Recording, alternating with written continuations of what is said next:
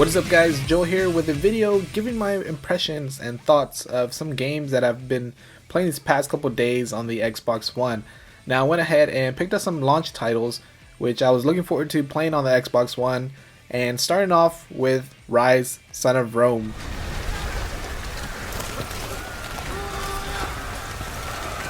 Go, Marius! I'll hold them off until the ship is clear. No! You have to go! You must live! The Senate will listen to you. You're a commander, they have to.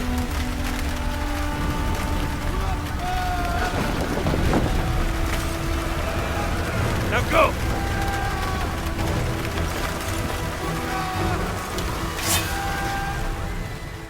Now Rise, for starters, is a great looking game. The setting is in Rome, where you just sword your way through all the bad guys, chopping off their arms, stabbing them in their neck, and try to take over as leader of the empire.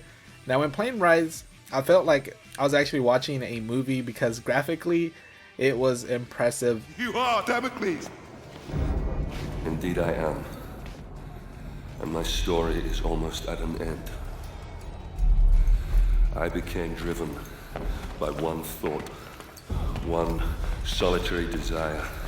The desire for vengeance. Vengeance against the Emperor Nero, who had my family butchered. Vengeance against his despicable sons, who betrayed my legion! Even though the gameplay gets rather repetitive with you blocking and countering with some sword combos, it is definitely still a great looking and fun game. The story is pretty interesting, but sadly it is pretty short. I actually beat the game in about a total of 7 hours, which, I mean, is pretty short of a game. I normally don't even beat a campaign because I just give up. It just takes forever. But Rise, I actually managed to play through it because it was actually really fun, and I beat it in 7 hours. Now it does have a 2-player co-op mode that you can play online. It's you and another person going through arenas and battling a variety of enemies and just level up. It was fun the few times that I played it, but like the gameplay, it did get pretty repetitive. If you want a game with an interesting story mode and want to see what the Xbox One is capable of graphically and more, I definitely say check out Rise, Son of Rome.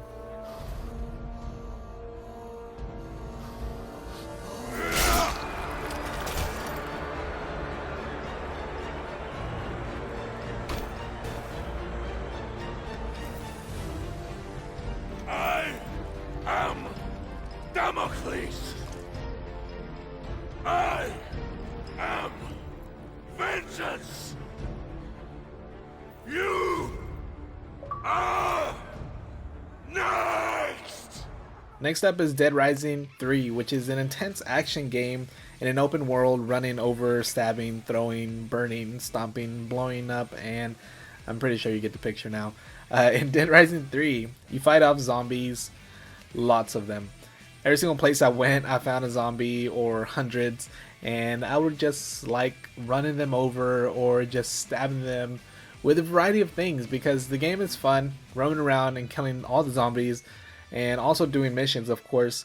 Now I would say it is a comedic or goofy type of game because you can dress up as different things, put on Lego looking toy masks, and dress up as a Kung Fu expert. And while you're in that attire, you can also use a blade to cut through the zombies.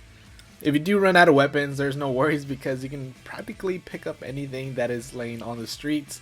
One of my favorite parts of the game was the fact that you can combine certain weapons to make like an epic weapon and then just destroy your zombies. Now graphically, of course, it's not going to be that great of graphics compared to Rise, Son of Rome, but it does get the job done. It is pretty fun and it's pretty decent when it comes to graphics. But if you played Dead Rising in the past, you will definitely love Dead Rising 3. So I'd say definitely check out Dead Rising 3 if you're interested in just roaming around, killing zombies, running over zombies, and creating your weapons. And I mean, it's a pretty fun game. Traumatized. He expressed warnings to others of a force so menacing and unbeatable, it could only be described as supernatural. He called them ghosts. Now the next title I picked up was Call of Duty Ghosts. Now Ghosts is not going to be anything different when it comes to the next gen consoles besides graphics. You get a bump in graphics on the next generation consoles, which makes the game still look and play great. Ghost still has the fun and fast, fluid gameplay at 60 frames per second that looks fantastic. Now the story mode in Ghost so far has been great. You are accompanied by your PIC, aka partner in crime, Riley, the dog, and in some cases was a true badass.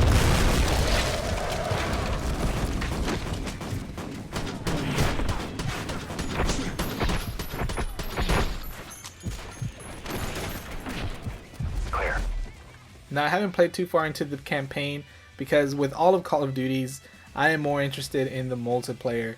Now the multiplayer in Ghost is great with games up to 16 players and various types of game modes like Team Deathmatch, Search and Destroy, and my favorite, Cranked, which is a new game type in Call of Duty Ghost where you kill people and after you get one kill, you get 30 seconds to live, and then if you kill another person, then those 30 seconds reset. So if you don't kill anybody within those 30 seconds, you blow up. So I think it's a pretty fun and challenging game. You should definitely try out that game mode. But what makes the game even more enjoyable is the ability to customize your character now. As you play through the multiplayer, you rank up and unlock different things to customize your character. And so for that, I think Call of Duty Ghost, as all other Call of Duties, has that replay value that will have you playing for hours online.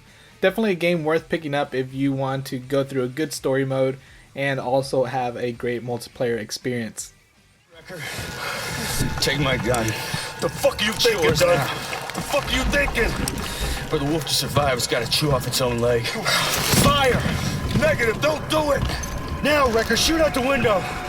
That's an order! Don't you fucking do it, Wrecker! Save yourselves. Get out of here. Get out of here! Fucking bullshit, man, you hear me? Shoot out the window, you all die! If you're the man I think you are, you know what you have to do. Next on the list is Battlefield 4.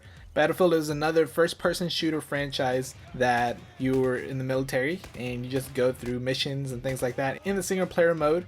Now, as far as single-player goes, I would say, as for right now, what I've gone through, it's sort of a mediocre single-player mode. But when it comes to multiplayer, it is a pretty intense game. You have up to 64 players online if you can find those rooms. But when you do, it's a massive war.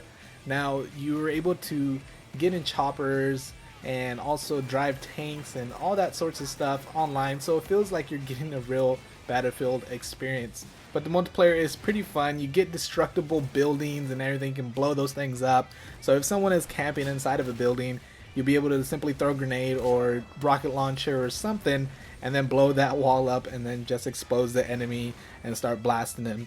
But I have lots of fun playing this game. It feels more of a real life style type of first person shooter. So if you're into that type of game, the graphics and multiplayer and also the maps on the multiplayer mode, it is a pretty intense Battlefield experience. Best fast cars of our time, it is a battleground of radically different weapons. Compare, for example, the fastest car General Motors has ever made, the 638 horsepower Corvette ZR1, with the digital masterpiece that offers up more go for your pound dolly. Now the last title picked up for the Xbox One is going to be Forza Motorsport 5, which is an exclusive title on the Xbox One. Now if you're familiar with any past Forza Motorsports, you're probably going to know already it's a racing title, and all Forza Motorsports, I would think, in my opinion, has stunning visuals, and Forza Motorsport 5 is definitely not any different than the previous ones. You have various vehicles to choose from, like McLaren, Ford, you got Lamborghini, Ferrari, Mitsubishi, Lexus, all those different type of manufacturers all in this game. So you can choose your favorite, and then you can also customize it. You can paint it, paint the rims, paint the spoiler, all that good stuff. It's a very addictive game, I would have to say, because I've been playing this for hours, and I had to get my real life car in the game and see how it performs versus all these top speed cars. And I mean, it was okay because my car isn't that fast compared to Lamborghinis and things like that. But when playing the game on the new Xbox One controller, you do have various of different rumbles in the triggers, and Forza Motorsport 5 took advantage of that. So it feels like you're actually really driving a car when you accelerate, or if you hit the brake, your either right trigger or left trigger will vibrate, and it depends how hard you press down on the triggers, and that's how much it'll rumble, which is pretty awesome.